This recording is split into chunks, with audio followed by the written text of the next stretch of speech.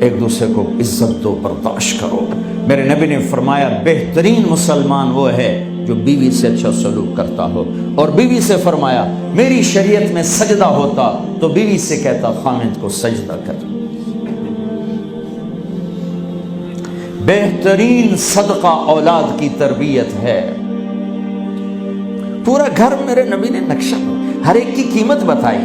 ماں تیرے قدموں تلے جنت، کہ کاش میری ماں زندہ ہوتی، تم دیکھتے میں کیا کرتا، میں عشاء کی نماز کے مصلی پر ہوتا، میں سورۃ فاتحہ پڑھ رہا ہوتا، ادھر سے آواز آتی میری ماں کی محمد، تو میں نماز توڑ کے کہتا لبیک اماں جان۔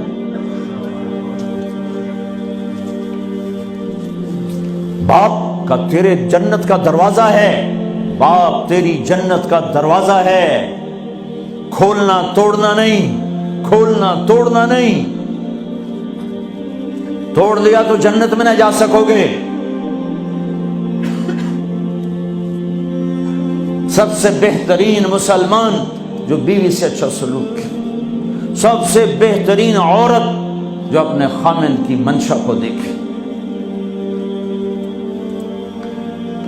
پھر آپ نے ایک عجب بات فرمائی جو معاشرے میں بہت بوجھ بنتا ہے جس کا، ہاں بھائی تمہیں ایسا صدقہ بتاؤں جس سے بڑھ کے کوئی صدقہ نہیں، تمہیں ایسا صدقہ بتاؤں جس سے بڑھ کے کوئی صدقہ نہیں۔ انہوں نے کہا جی کیا؟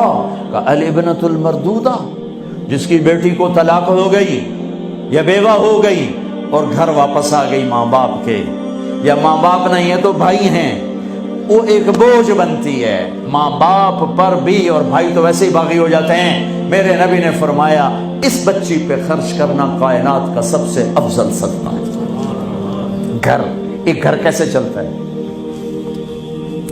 ہمارے ہاں پنجاب، سندھ، بلوچستان سرحد میں بہنوں کو وراثت میں کوئی حصہ نہیں ملتا، سب بھائی کھا جاتے ہیں۔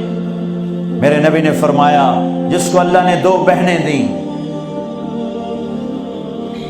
اس نے ان کا حق ادا کیا، شادی کی حق ادا کیا۔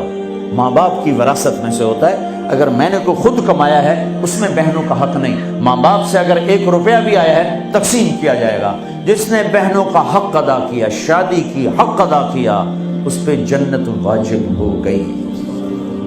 جس کو اللہ نے 3 بیٹیاں دی، اس نے ان کی ڈولی اٹھائی، وہ جنت میں میرے ساتھ یوں ہوگا۔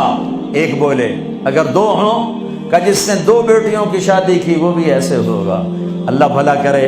ایک صحابی کا، کہ جس کی 1 ہو، کہ جس کی 1 ہے، اگر اس نے اس کو عزت سے رخصت کیا تو وہ بھی میرے ساتھ ایسے ہی ہوگا۔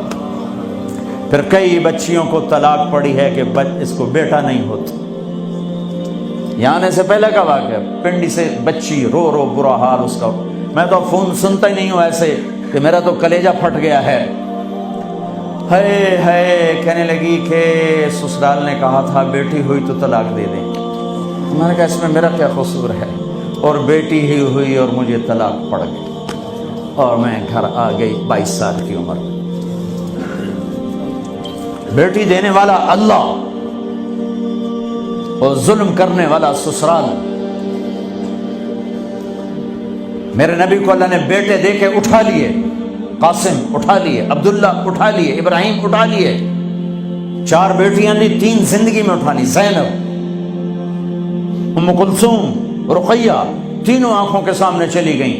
فاطمہ سے نسل چلی، آپ نے فرمایا لوگوں کی نسل بیٹے سے چلتی ہے، میری نسل میری بیٹی فاطمہ سے چلی۔ اس لعنت کو دھویا۔ عورت کا کیا قصور ہے اگر اس بیچاری کو بچیاں ہو رہی؟